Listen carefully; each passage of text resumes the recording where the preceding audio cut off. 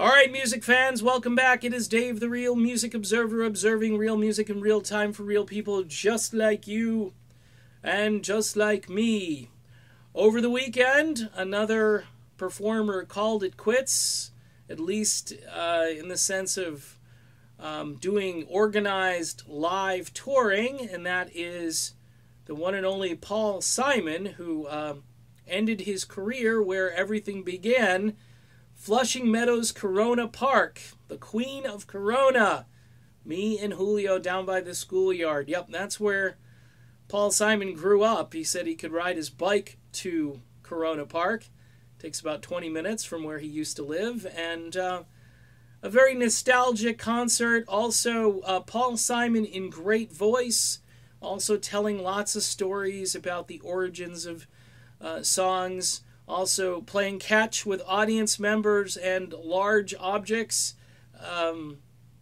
beach balls, things like that. I think Paul Simon is one of those guys that needs to be recognized. I hate to see artists like this call it quits, especially, I know he's 76 years old, same age as Paul McCartney, ironically. And I would say, vocally speaking, Paul Simon sounds much better than Paul McCartney does these days.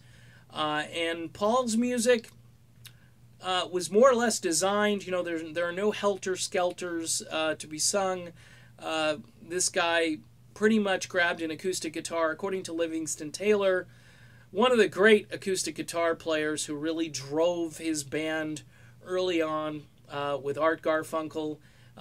Another interesting thing here is I really thought second or third encore that maybe you'd get to see Art Garfunkel on stage, because the last song that Paul Simon performed was The Sound of Silence, and you would think you'd want Art there, but apparently there's something going on there, or Paul just said, hey, this is about my solo career, but then again, you're performing Simon and Garfunkel tunes.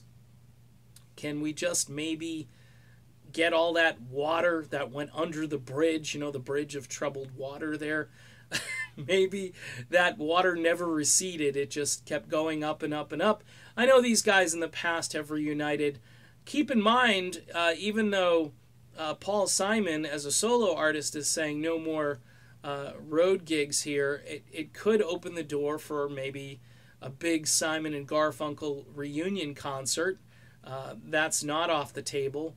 But what is this organized touring that Paul Simon has been doing. He hinted at maybe playing a pristine venue with really good acoustics. Maybe he's just tired of these outdoor shows where the sound just kind of travels out there, and unless you're plugged into the soundboard, you really can't hear what's going on all that well. But the fans obviously love Paul Simon. He was part of my station wagon soundtrack from the 1970s. I really came of age listening to Paul Simon in the early 80s with a tune like Late in the Evening, which was on the radio a lot, which, by the way, you never hear on the radio anymore. It's a tragedy that his catalog has been reduced to a select few songs from the 70s and maybe You Can Call Me Al from the 80s. It's just embarrassing how American radio has turned on some of their own, you know, who really made radio what it is. You can't have radio without these types of artists. And more and more younger people are always asking me, you know, keep talking about this stuff because we have no idea.